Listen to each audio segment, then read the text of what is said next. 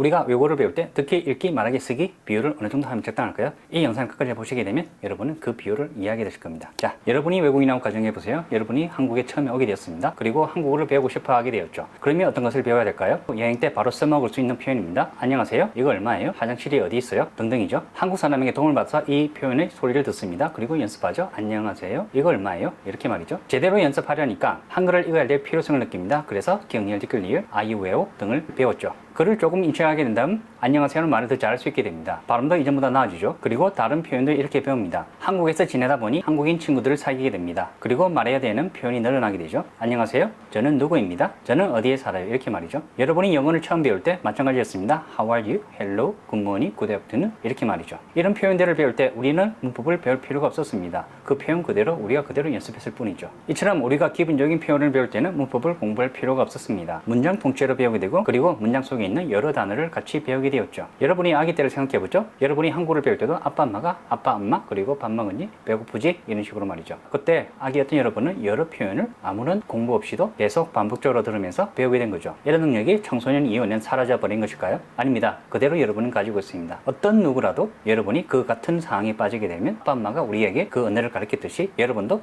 다른 언어를 그런 아기 형태로 돌아가서 처음부터 아주 쉬운 표현 형태로 계속 집중해서 여러 번 반복해서 여러 상황에서 듣게 되면 그 표현을 자연스럽게 배우게 됩니다. 그래서 같은 환경이 주어진다면 여러분은 아기 때보다 훨씬 더 그 언어를 더 잘 배울 수 있습니다. 다만 문제가 한 가지 있습니다. 여러분은 아기 때보다 소리를 구별하는 능력이 아주 약합니다. 아기의 경우는 만 1살 때까지 여러 소리를 듣고 구분하는 능력을 가지고 있습니다. 만 1살 이후부터 서서히 감소하게 되죠. 그리고 만 9세, 10세 전후로 그 능력이 완전히 소멸해 버립니다. 마치 성인과 다름없죠. 그래서 만 9세, 10세 이후의 청소년들 그리고 성인들은 외국어를 배우려 할 때 많이 들어야만 합니다. 우리가 소리를 단번에 듣고 그 소리를 인지하고 흡수할 수 있는 능력이 아주 좋기 때문에 반복해서 그 소리를 들어야만 합니다. 앞서 말한 외국인이 안녕하세요란 한국어를 말하기까지 수십 번 듣고 수십 번 연습해야 되죠. 마찬가지로 우리가 다른 외국어를 배울 때도 그렇게 해야만 합니다. 여러분이 외국어를 공부할 때 문장에 대한 기억력은 아주 오래가지만 소리에 대한 기억력은 빨리 소멸합니다. 그래서 글을 보면 이해는 하지만 그 문장의 소리를 다시 발음해보거나 말해보라고 하면 제대로 말하지 못합니다. 왜냐하면 우리가 그 소리를 제대로 기억할 수 없기 때문이죠. 이 영상을 시청하는 모든 분들이 파닉스를 배웠을 겁니다. 그래서 영어 교육을 보고 영어 발음을 어떻게 하는지 대부분은 아실 겁니다. 그런데 제가 하나 예를 들어 볼게요. 한번 발음해 보세요.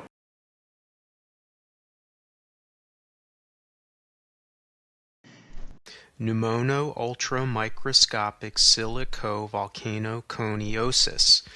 Pneumono-ultramicroscopic silicovolcanoconiosis. 제가 예를 들었듯이 어느 누구라도 우리가 그 소리를 듣지 않고서는 그 말을 제대로 할 수가 없습니다. 여러분이 외국어를 공부할 때 평균 하루 1시간 공부한다고 가정해보죠. 그러면 그 1시간 동안 여러분이 어떻게 공부하냐에 따라서 여러분의 외국어 레벨이 크게 달라지게 됩니다. 조금 전에 설명했듯이 소리에 대한 기억이 매우 약합니다. 그러니까 우리가 많이 듣지 않고서는 그 외국어를 잘 배울 수 없죠. 그런데 우리가 문법 공부 또는 단어 공부에만 열중한다면 우리가 소리를 제대로 배울 시간이 없죠. 문법에 대한 이해는 하지만 우리가 그 소리에 대한 정보가 없기 때문에 우리가 보통 외국어를 들어도 제대로 이해 못하고 우리 스스로도 대화를 제대로 못하게 되는 거죠. 그러면 외국어를 어떻게 공부하면 좋을까요? 제가 황금 비율을 말씀드릴게요. 듣기 45%, 말하기 30%, 읽기 15%, 쓰기 10%. 많은 분들이 이 비율에 의아해 할 겁니다. 여러분이 그동안 배워왔던 학습관념과 많이 다르기 때문이죠. 여기서 보시면 듣기, 말하기가 대부분을 차지하고 있습니다. 상대적으로 읽기 15%, 쓰기 10%, 25%에 불과합니다. 약 4분의 1에 불과하죠. 여러분이 영어를 배울 때 학원이나 학교에서 배웠을 때는 읽기와 쓰기가 대부분을 차지합니다. 듣기와 말하기는 어디에도 없죠. 듣기와 말하기의 가장 중요한 부분이 이렇게 누락되어 있습니다. 여러분이